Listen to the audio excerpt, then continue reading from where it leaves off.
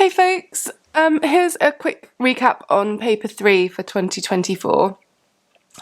Just before I begin, I really apologise if I cough. I'm at home at the moment with a virus that does make me cough a little bit, so apologies in advance for that.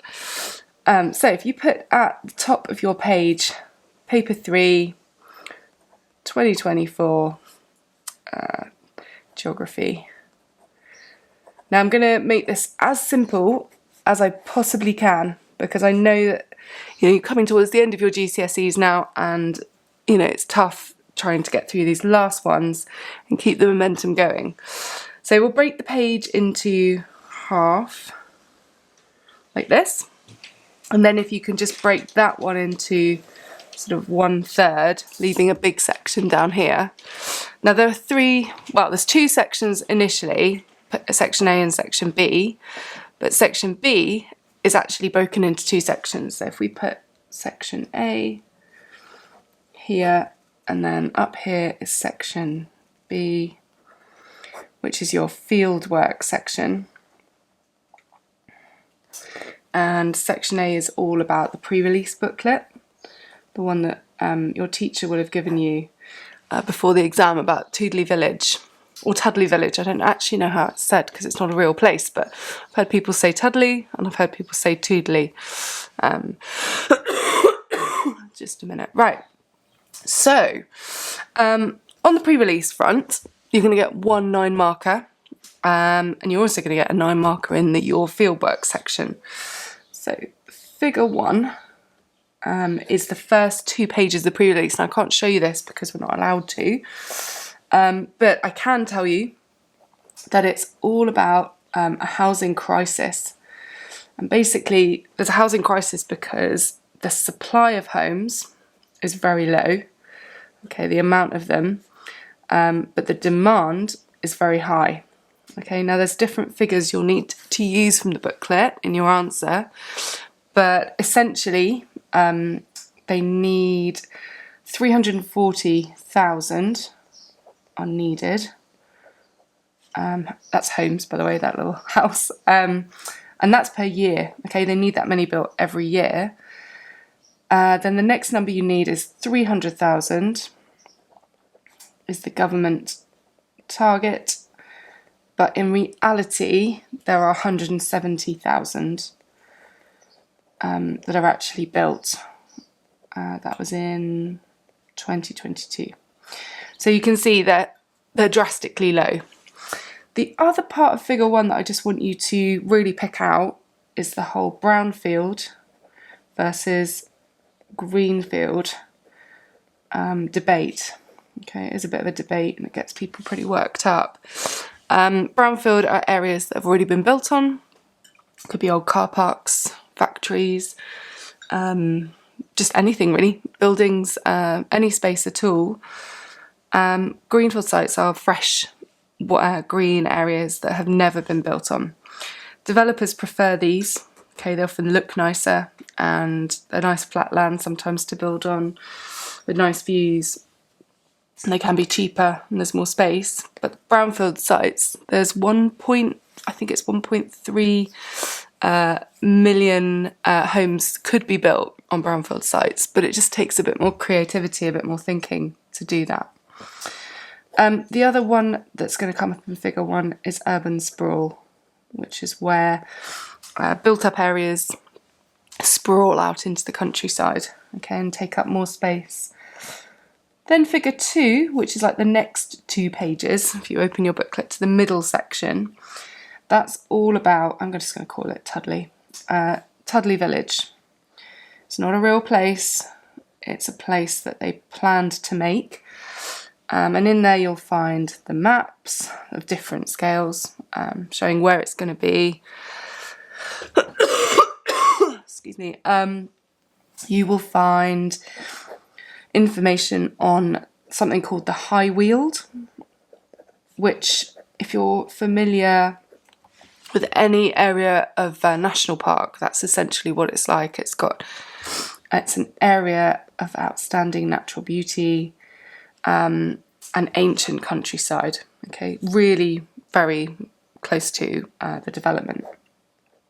Okay, and the other thing that figure 2 has is sort of key information about roads that link it. So you've got the B2017 and its proximity to other areas. So for instance, Tonbridge, which is the sort of bigger town. This is all in Kent, by the way, and Paddock Wood. So it kind of sets the scene, figure 2. It tells you all about it. Now, figure 3 is where it gets interesting. Okay, so if we put figure 3, so that's the last 2 pages of your pre-release booklet. Now this is all about different perspectives on Tudley Village. Okay, so you're going to have your positives and negatives. Now this is the best part really, because you're going to use this information on those bigger questions, the ones that sort of say should it be built, you know, should it go ahead. So on one side you want positive, okay, good things, and then on the other side you want your negatives. There we go. So on the positive side there is a solar farm.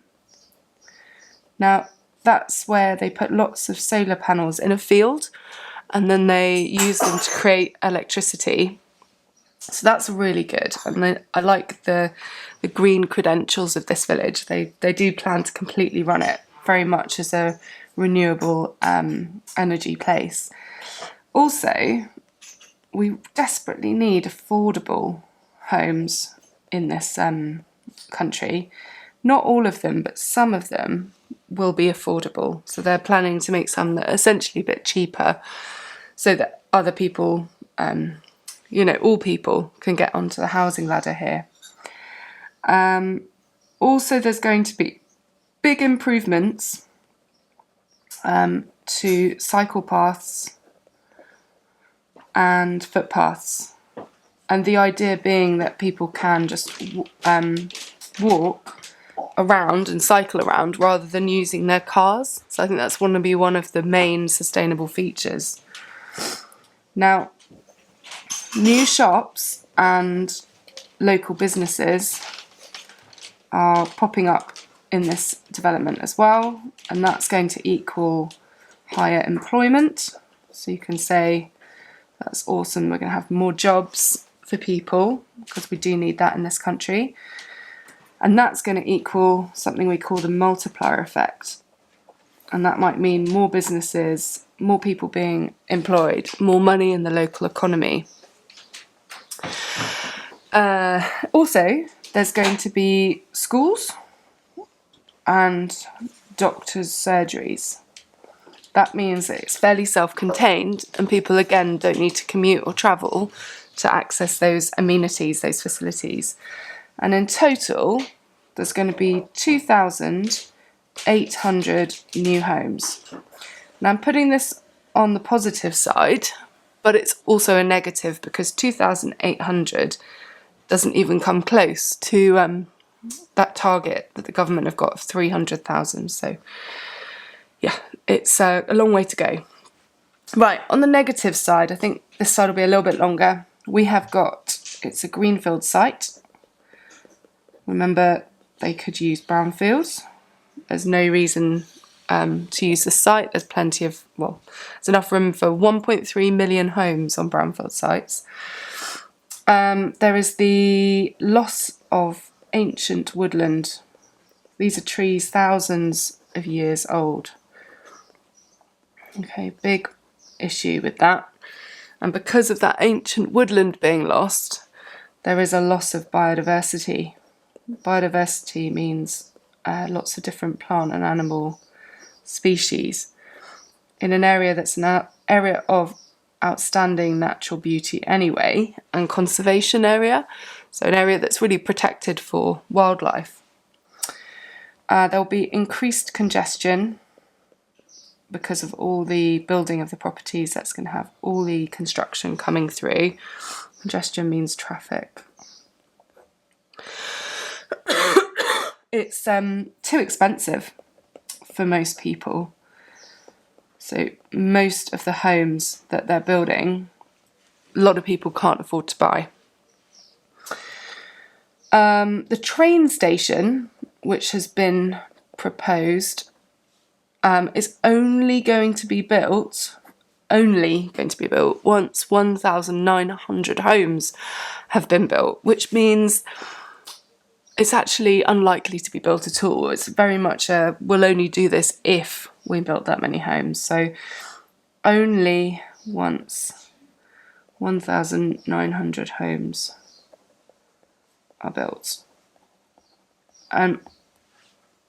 They should really do that straight away, because otherwise they can't say that there's public transport to this village when there isn't until over 2,000 homes are built. Right, it is not a sustainable settlement. Now, on the final part of figure 3, it has some sort of bullet points about what a sustainable settlement is. And yes, you can tick a lot of those, but it isn't all of them. Therefore, it is not a completely sustainable settlement. There's also a loss of recreation space. So if you like mountain biking or walking your dog or just going out into the hills and into that woodland, you can't anymore because it's been used for homes. And it puts pressure on local services. So local services means things like electricity, water, and then sewage. So if I sort of draw a toilet there, sewage as well. So it's really big problems. You can't just bring all these people in and then struggle to have adequate supplies of water, sanitation and electricity for them. So that's figure 1, 2 and 3 as part of section 8. That's your pre-release summarised in a nutshell. Obviously it's really important before the exam that you do actually really study that booklet, so you know where things are and you've studied those graphs particularly and maps as well. Then it's going to come to section B. Now a lot of people are worried about section B. It's very small, please don't worry, it's a smaller part of the paper.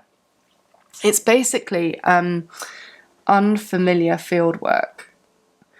Now what I mean by that is it's fieldwork questions that you're not familiar with because it's not your fieldwork. So it could be physical, so it could be something like about rivers, for example, or it could be human, and they ask you about, something to do with an urban fieldwork study. And then basically it's lots of questions, smaller questions generally, and these are what the questions will be on. So they'll be on data collection. So how did these students collect their data? What techniques did they use? Did they do systematic sampling? Did they make a survey? Did they do questionnaires? Did they do a pedestrian count? Whatever it is, they'll ask about the techniques and the methods, and could you improve them? They'll ask you also about data presentation. So that is how you present your data. So that's, types of graphs, etc. And again, they might say to you, what's the best way to present this data? And you would say what type of graph. Then they can ask you about data analysis. So that is where you talk about the graph itself, or the data. And then any conclusions.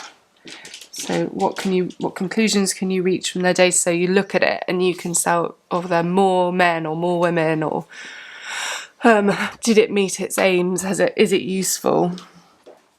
And then maybe an evaluation type question, i.e. how could it be improved? So the kind of question you could get is maybe suggest 2 ways that students could improve their method in order to improve their data. Okay, that's a sort of classic 2 marker that you might see in that section. You won't see any 9 markers in there, okay, just probably 1 6 marker. Right, finally, the second part of section B is your fieldwork. Okay, your fieldwork. Now, please don't worry if you can't remember going on fieldwork, or this really upsets you. You can look up fieldwork on. You can actually go on YouTube and see some different things, but also you can kind of wing it a bit. Okay, but I'll tell you what my students did, and then it might trigger your memory, and you might remember doing something similar. So it's broken into 2 parts: physical, which we did coasts. Okay, we went to the coast. Some of you might have done a river study, and then human. And we looked at the idea of regeneration in an urban area. Okay. Now you have to have a big question for each. The big question for this one is, are groins effective in reducing longshore drift? Okay, so we were looking at longshore drift and sea defences. Now the answer is yes. Okay, we know that's the right answer, but you need to know how you did that. So our students measured both sides of a groin, and I'll just sketch what I mean by that. So basically you've got the groin sort of sticking out like this. This is the land, that's the sea, and the beach was kind of in this sort of shape. Okay, and it was full of shingle and stones and sand. So there was a lot more on this side. Okay, now this side is the west side, and that's the east side of the groin. And because the southwest prevailing wind comes from the southwest, it means that longshore drift goes that way. So as it's taking sediment, swash back, wash, swash back, wash, swash back, along the beach, eventually it hits a groin, and the groin stops the shingle there and on that west side, meaning yes, that groin is effective in reducing longshore drift. It's catching that sediment. Whereas you'll notice on the east side there's less sediment, and that shows that longshore drift is happening and that the groin is stopping that sediment. So you can talk about that. You didn't just measure that though, you also did a field sketch, and some of you also took some photos, which both are useful for seeing that in action, but they're not as useful as the measurements. Finally, human one. Our big question was, has the regeneration of, we looked at Brighton Marina, so has the regeneration of Brighton Marina, again you might have done somewhere else, been a success? Again, the answer is yes. Now you did 3 things for this, and for your 9 marker, the same for you guys as well, you will need the pros and cons of each of your surveys. So the first one is land use. Okay, the second one you did was questionnaires. I thought my pen's about to run out. And the last one was quality of the environment survey. Okay, that was one where you gave it a rating. You know, was it clean? Was it modern? Were there many facilities? So all you need to do are the positives and the negatives of each of those. So you need to talk about each one. What are the positives? What are the negatives? And then answer, how have they helped you reach your conclusion? And make sure you include a conclusion and an evaluation. Sorry. I hope that's been helpful. I'm really sorry that I've coughed through that. Hopefully not too much. And really best of luck tomorrow, everyone. Paper 3, 1.5 hours long. And it's a real opportunity. This can really pull your grade up if you're prepared for it. You can prep your 9 marker here. You can prep your 9 marker there. You can go in knowing what these 9 markers are going to say. And you can actually, really lift your grade. So please don't worry about it. Just get the prep in today and best of luck tomorrow.